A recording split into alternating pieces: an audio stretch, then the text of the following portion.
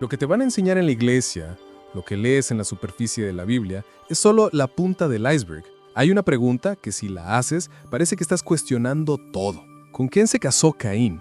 Si Adán y Eva fueron los primeros, ¿de dónde salió la gente para que Caín fundara una ciudad? Y aquí está lo más impactante.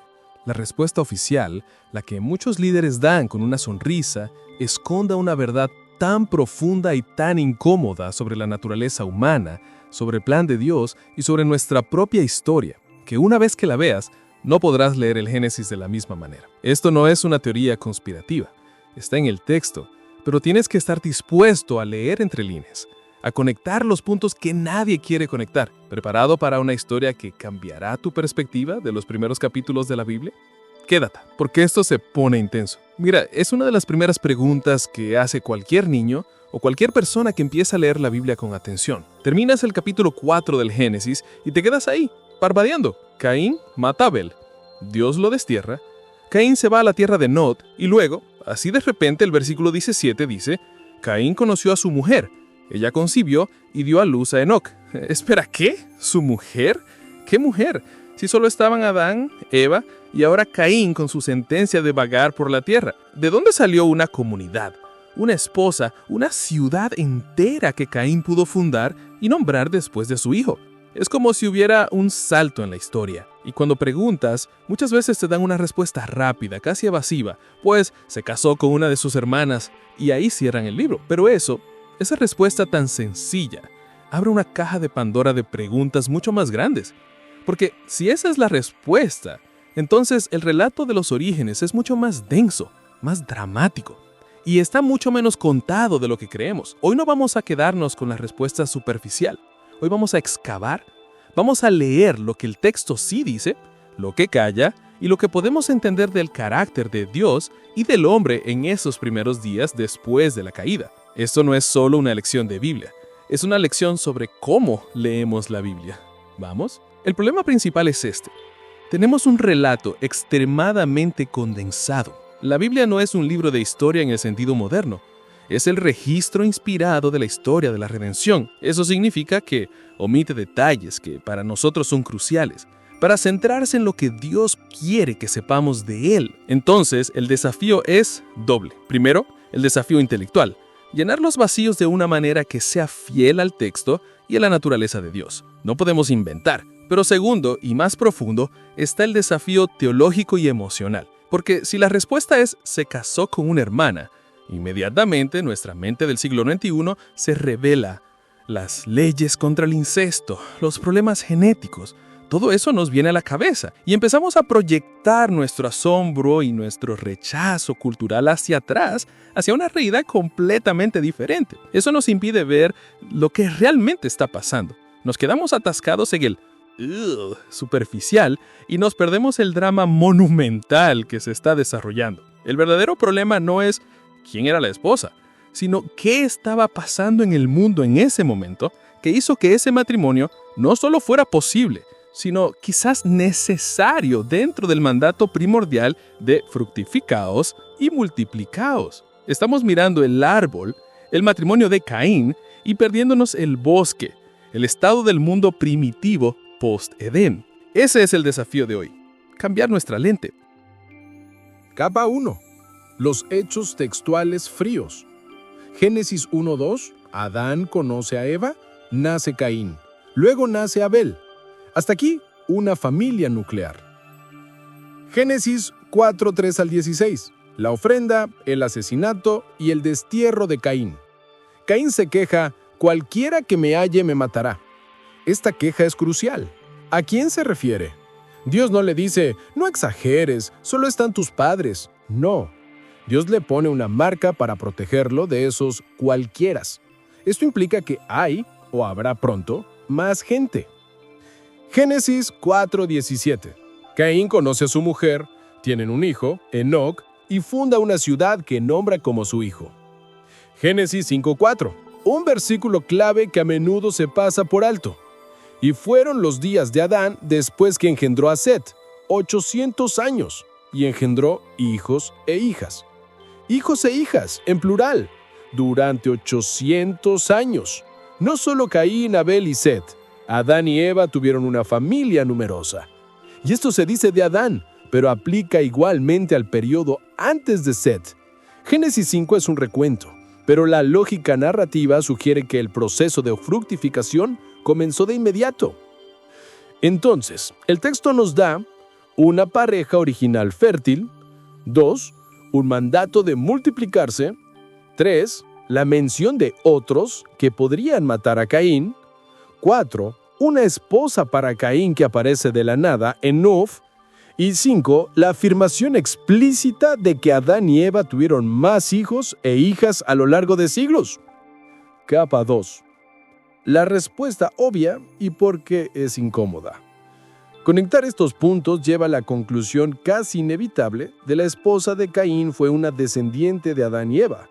Dada la cronología, lo más probable es que fuera una hermana, una sobrina, hija de un hermano o una pariente cercana. No hay otra fuente de humanidad presentada en el texto bíblico. Pero aquí es donde nuestra mente moderna choca. Tenemos que hacer un ejercicio mental enorme. Despojarnos de miles de años de ley genética y cultural. Piensa en el comienzo. El pool genético de Adán y Eva era perfecto. No había mutaciones degenerativas acumuladas. Las leyes que vendrían después, como el Levítico 18, que providen las relaciones cercanas, fueron establecidas mucho después en parte por razones genéticas, una vez que las imperfecciones se acumularon, y en parte por razones sociales y morales para distinguir al pueblo de Dios de las prácticas cananeas. En los albores de la humanidad, el matrimonio entre parientes cercanos era una necesidad biológica y una consecuencia lógica del mandato. No era incesto en el sentido moral y degenerado que entendemos hoy. Era la única forma de cumplir el sed fecundos. Dios no habría dado un mandato y luego hecho biológicamente imposible cumplirlo.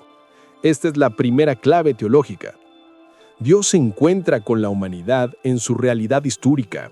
Sus normas morales se desarrollan en el contexto de la revelación progresiva y la condición humana. Capa 3. El mundo de Nod, una civilización en ciernes. Ahora, ampliemos el panorama. Caín fue a la tierra de Nod, que significa tierra del vagabundeo, pero no era un desierto vacío. Encontró una esposa allí. Esto nos dice que los descendientes de Adán y Eva se estaban dispersando. Ya había comunidades, asentamientos. El destierro de Caín no fue a la soledad absoluta, fue una sociedad alternativa, una sociedad que se estaba formando lejos de la presencia directa de Dios, simbolizada quizás por el Edén y el área donde Adán y su línea posterior, como Set, moraban. Caín funda una ciudad.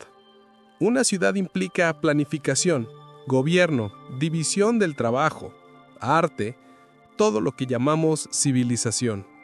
Su descendiente Lamec, cuarta generación desde Caín, tiene 2 esposas, la primera poligamia registrada, y sus hijos son Jabal, padre de los que habitan en tiendas y crían ganado, nómadas, Jubal, padre de todos los que tocan arpa y flauta, música, y Tubal Caín, forjador de todo artefacto de bronce y de hierro, tecnología metalúrgica.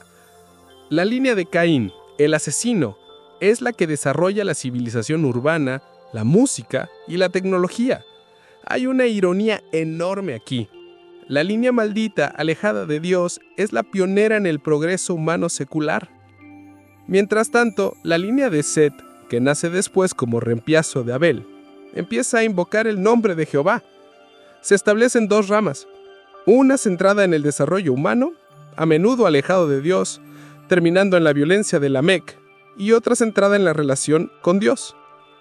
La esposa de Caín, por tanto, no es solo un detalle curioso, es el eslabón que nos permite ver el surgimiento de este mundo paralelo, de esta civilización caína que será tan influyente y que eventualmente se mezclará con la línea de Set. Un tema para otro día. Capa 4. La historia prohibida. Lo que duele pensar. Esto es lo prohibido, lo que duele. La historia no es blanco y negro, no es los buenos Set versus los malos Caín. Es más complejo. Los hijos de Dios, la línea de Set, se mezclarán con las hijas de los hombres. La línea de Caín con su cultura desarrollada y atractiva. En Génesis 6, la corrupción no vino solo de afuera, vino de la fascinación por el progreso, la belleza y el poder humanos desconectados de Dios. La esposa de Caín representa el inicio de ese camino alternativo. Ella es parte de la primera generación que creció en un mundo ya caído, fuera del Edén, construyendo algo desde cero, pero sin el fundamento del altar, sin la invocación del nombre de Jehová. Y aquí está lo aplicado, más duro. ¿Cuántas veces nosotros en nuestra vida estamos construyendo nuestra propia ciudad de Enoc, nuestro propio proyecto de vida, carrera, familia, incluso un ministerio con la fuerza de nuestro propio nombre, como Caín nombró la ciudad por su hijo, con la tecnología, el arte y la ganadería de nuestras habilidades, pero desconectados de una dependencia genuina y diaria de invocar el nombre de Jehová? Nos convertimos en civilizadores brillantes, pero espiritualmente vagabundos, viviendo en la tierra de Nod. La pregunta de la esposa de Caín nos lleva a examinar nuestros propios fundamentos. ¿Estamos construyendo desde la línea de Set, invocando a Dios desde el principio, o desde la línea de Caín, talentosa pero maldita, y finalmente destinada a la destrucción sin arrepentimiento? El momento clave, la revelación que todo lo une, no está en el nombre de la esposa. El clímax está en Génesis 4:26. Y a Set también le nació un hijo, y llamó su nombre Enos. Entonces los hombres comenzaron a invocar el nombre de Jehová. Después de toda esta saga, la creación, la caída, el asesinato, la civilización de Caín, llega a un punto de inflexión. En la línea del reemplazo, Set, dado por Dios en lugar de Abel, nace un hijo, y su generación hace algo radical, algo definitivo.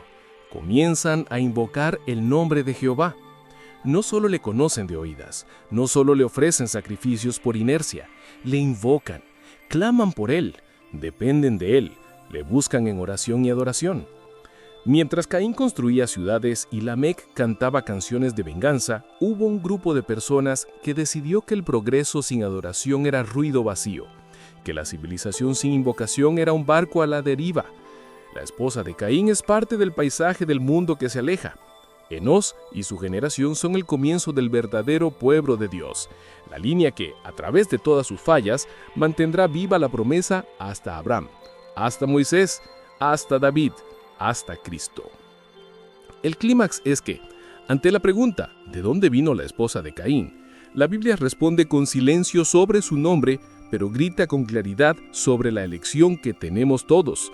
Podemos ser constructores de ciudades en la tierra del vagabundeo, o podemos ser invocadores del nombre en medio de un mundo que se aleja. Esa es la decisión definitiva. Entonces, ¿quién era la esposa de Caín? Era, casi con certeza, una descendiente de Adán y Eva, parte de la familia humana en expansión que llenaba la tierra.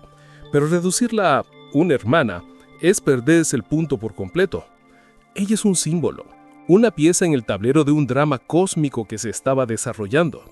Su existencia nos obliga a ver que el mundo, antediluviano, estaba lleno de gente, cultura, progreso y, tristemente, corrupción acelerada. La respuesta simple satisface la curiosidad biológica, pero la exploración profunda satisface el alma, porque nos muestra que Dios siempre ha tenido un pueblo que le invocan en medio de la confusión, que sus caminos son perfectos, aun cuando los nuestros son retorcidos, y que la historia de la redención no empieza con Abraham, empieza aquí, en el contraste entre la ciudad de Enoc y el altar de Enos. La próxima vez que leas Génesis 4 y te tropiezas con esa esposa anónima, no la saltes, deja que te recuerde la gran bifurcación, el camino del esfuerzo independiente humano y el camino de la dependencia humilde en Dios. Uno construye ciudades que desaparecen, el otro construye un linaje que conduce a la eternidad.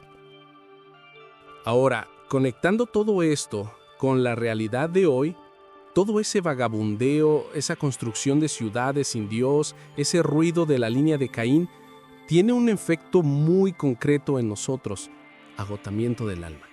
Si con todo lo que haces, con todo el progreso que buscas, al final del día te sientes vacío y al amanecer despiertas más cansado de lo que te acuestas, Eso no es solo estrés, es una señal del alma. Es lo contrario del descansó Dios del séptimo día. Hay un video que hicimos precisamente sobre esto que profundiza en la solución que Dios ofrece. Si lo que hemos hablado hoy sobre Caín te resonó, necesitas verlo. Se llama Si despiertas más cansado de lo que te acuestas, debes ver esto. Allí exploramos la raíz bíblica de ese cansancio que no se quita con dormir y el secreto del verdadero descanso que David encontró en medio del caos. Te va a dar la otra pieza del rompecabezas para pasar de solo conocer la historia a vivir en el descanso que Dios prometió.